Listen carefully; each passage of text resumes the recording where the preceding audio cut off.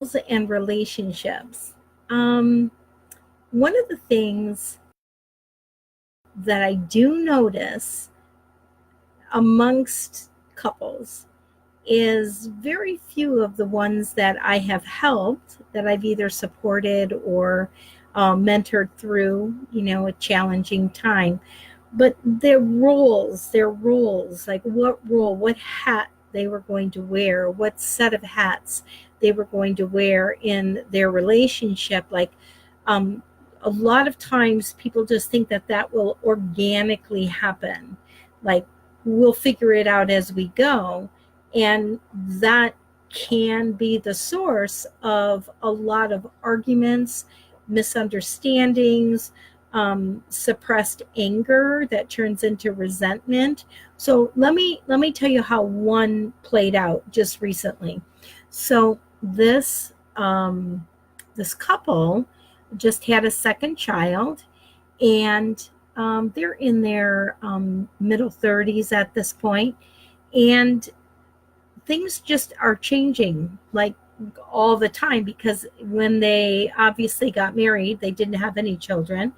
Well, that wouldn't be obvious, but in this particular case, they didn't. And then over time, they had their son, and he is probably 6 or 7 now. And now they have this new baby. They have another boy.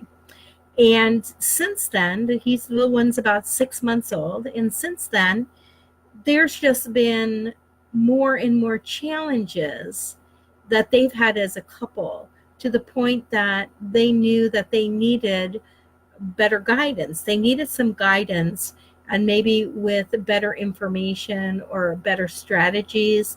And it was really cool to work with both of them, because most of the time I don't. Most of the time, every now and then there's a couple that will step up together to work on the relationship. But most of the time, it's one person. One person has kind of led in the direction of making a difference, and then it impacts the relationship, and the other partner, evolves or comes on board at some point. In this case, they didn't have clear cut roles. Even after all those years together, they would periodically, like, whoever was going out the door would take, say, just take the garbage out the door to put it in the outside bin. They didn't have, like, she would fill up her car and do the maintenance on her car, and he would do his. They were very compartmentalized in their life, like, and it worked apparently through their first child, but it probably was already not working so well.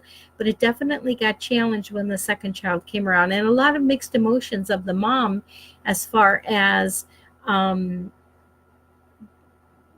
leaving the child. She wants to stay home with the child. So there's a lot of, like, shifts in roles. So here is what I would say to you. If you are in a relationship and you don't have clear cut roles, and they don't have to be, if you like to shovel snow, if you live somewhere where there's snow and you like to shovel snow and you're a woman, great, right? If you're in a cold winter area and you like to shovel snow and you're a guy, great.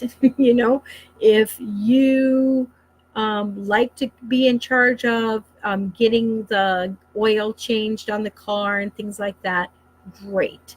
It isn't a male female thing. I have a couple of clients who are literally outstanding cooks. They're men and they're outstanding cooks, and they cook at home. They're the primary culinary contributor, right? But I just wanted to tell you that deciding roles should be more than organic.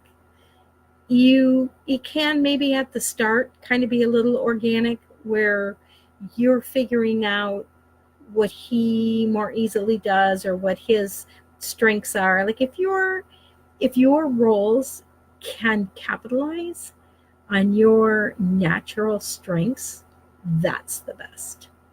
that's the best. And if there's a gap where neither one of you are strong in a particular area, then you may want to hire that out or figure out between the two of you whether you're going to tackle it together or take it on. One of you takes it on.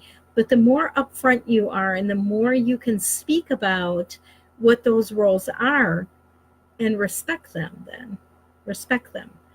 If it creates a system in your home.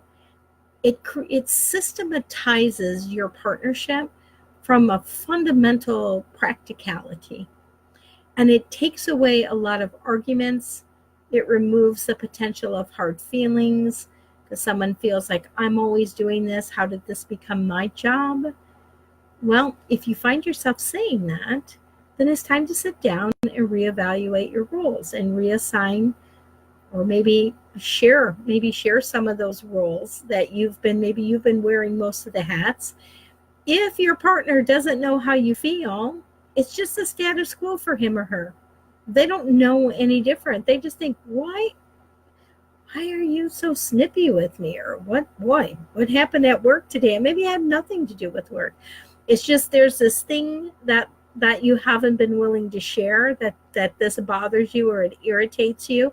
It's time to speak up and to do it not when you're managing your anger or irritation. It is the very best to be proactive in communicating and just say, hey, can we talk about a couple of things? When can we just go grab a cup of coffee and talk about a couple of things?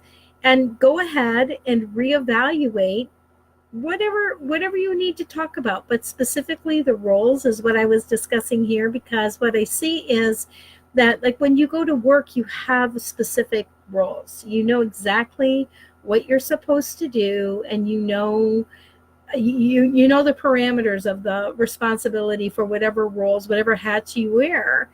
If you work from home, I work from home most of the time. And so, like, I can look like I'm in the office, and anybody else, they could be on their laptop and who knows what they're doing. They could be just browsing through social media for the heck of it, or they could be playing games. If I'm at my desk, that's not happening, because I work a lot from home, and I'm very disciplined on getting things done. But if I'm not wearing my other hats, if I haven't defined the roles, and Denny and I, my husband and I, haven't defined our roles, then a lot of things could just kind of fall to the wayside. And then when I get up and I leave the office, it's like, if I have all this to do and I was in there working, one partner can really feel put upon, right?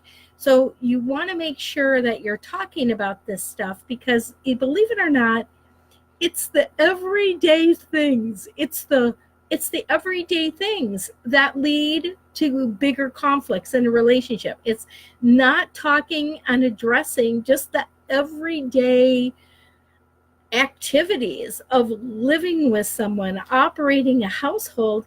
Once you share that and you partner in how we're going to do it, and you maybe reevaluate it at different times. Hey, I know I said I was going to do the laundry. I absolutely hate doing the laundry, and I could be like, hey, I love doing the laundry, but I hate checking the fluid levels on the cars, and I hate mowing the lawn. I do not want to weed the garden, whatever it is. Figure out how to hire it out or share in that division of labor. It will pay you just those short little conversations every now and then. You'll have such a great relationship, because, like I say, it is the little stuff that adds up and then produces issues, long-term issues that never had to be there to start with. Hope you got something from this.